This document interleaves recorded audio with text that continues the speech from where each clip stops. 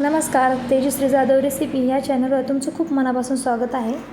एकदम झणझणीत आणि गावरान चवीची वांग्याची रस्सा भाजी खायची आहे. मग ही रेसिपी शेवटपर्यंत बघा. चला तर आपण वांगी आता स्वच्छ धुवून व्यवस्थित अशी एका बाजूने कापून घेऊन या.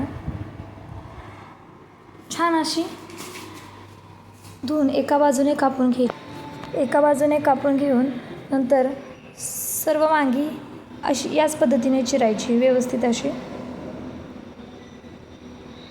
छान अशी चिरून झाल्यानंतर ती आणखी पाण्याने धुवून घ्यायची किंवा पाण्यामध्ये जरा वेळ ठेवायची, का तर काळी पडू नयेत. मग आपल्याला एका थोड्याशा खलबत्त्यामध्ये लसूण, मिरच्या, आलं, कोथिंबीर घेऊन ते व्यवस्थित असं बारीक करायचं. खलबत्त्यात बारीक केल्यानंतर चव खूप अप्रतिम लागते.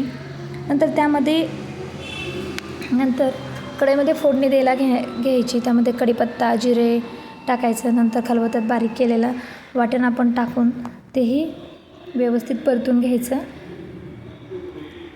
कुठल्याही भाजीला चव ही त्या भाजीला फोडणी व्यवस्थित बसली तरच व्यवस्थित येते, हे कायम ध्यानात ठेवायचं. नंतर त्यामध्ये आपण धुवून घेतलेली ती वांगीच्या फोडी त्यामध्ये घालून त्याही परतून तेलामध्ये घ्यायच्या. व्यवस्थित अशा परतून घेतल्यानंतर आपल्याला सर्व मसाले घालायचे आहेत. काळं तिखट, मीठ,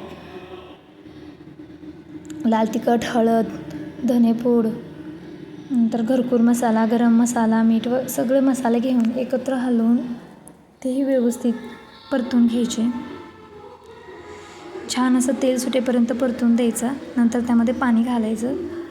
आपल्याला हवं तेवढं 2 माणसांचं, 4 माणसांचं हवं तेवढं आपण पाणी घालून घ्यायचं व्यवस्थित आणि भाजीला शिजायला टाकायचं. आता 10 ते 15 मिनटे आपल्याला फुल गॅसवरती भाजी शिजवून घ्यायची.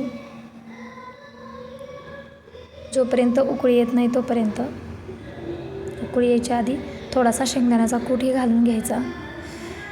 भाकरीबरोबर खायचा असेल तर शेंगदाण्याचा कूट कमीच वापरायचा आणि जर चपातीबरोबर खायचं तर तुम्ही थोडा जास्तही वापरू शकता. बघा कशी छान झालेली आहे वांग्याची रस्सा भाजी. ही खायलाही खूप अप्रतिम लागते.